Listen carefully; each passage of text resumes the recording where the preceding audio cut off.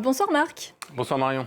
Des photos très virales montreraient le parc d'attractions Disney World en Floride sous les eaux après le passage de la tempête Milton. De quoi s'agit-il exactement ?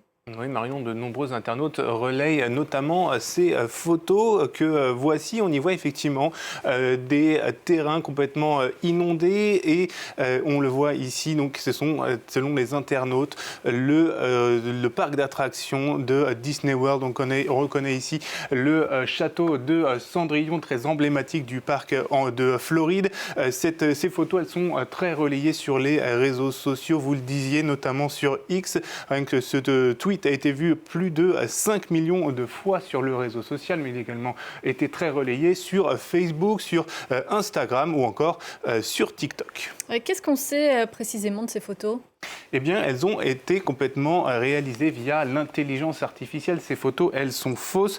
Si on prend notamment donc, la photo la plus emblématique avec le château de Cendrillon, eh bien, on peut voir plusieurs anomalies si on la compare avec une photo réelle de ce château. Et si on fait cette comparaison, on voit donc effectivement plusieurs anomalies. On voit que l'intelligence artificielle a rajouté plusieurs tours qui n'existent pas dans la réalité. Également ici ou encore ici, il y a également l'absence de fenêtres ici sur cette tour qui est normalement en compte au moins 3 ici et ici. Et puis si on regarde d'un peu plus près la toiture, il y a également les marques que l'on voit ici en forme de losange ou ici en forme de vague qui n'apparaissent pas du tout sur la photo réalisée via l'intelligence artificielle. Alors il y a un autre moyen de savoir que c'est bien l'intelligence artificielle qui l'a réalisée, c'est de passer cette photo au crible d'un outil de détection d'images qui est donc artificielle, et notamment ici avec InVid.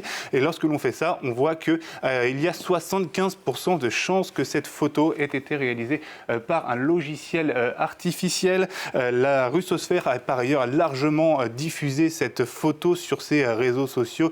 Ici notamment l'agence d'information russe RIA Novosti que l'on voit ici et qui donc a publié ces photos sur sa chaîne officielle. Précisons par ailleurs que le parc d'attractions a confirmé dans un communiqué que le site avait bien résisté à la tempête et qu'il avait pu rouvrir ses portes ce vendredi. Et cet infox, Marc, eh bien, ce n'est qu'un exemple parmi beaucoup d'autres, puisque depuis une semaine, les fausses informations autour des intempéries fleurissent aux États-Unis. Oui, de nombreux internautes, effectivement, ont profité de Milton pour publier de fausses informations, tout simplement pour faire le buzz.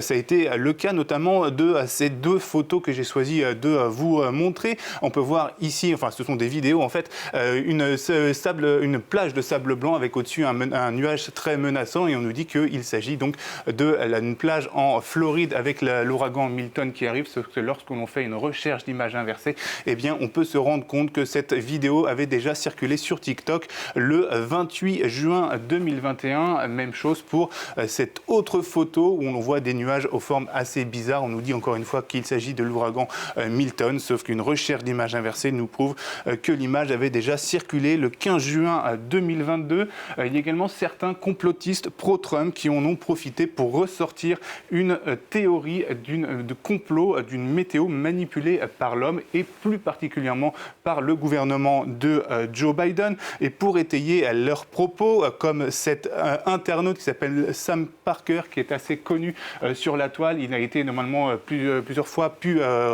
candidat pour le Sénat américain. Il est ancré très à droite, et notamment connu pour être un suprématiste blanc. Eh bien, il nous dit, vous le voyez, que ce sont des horreurs qui ont été réalisées par l'homme en parlant de l'ouragan. Et il nous met ce hashtag, le HAARP.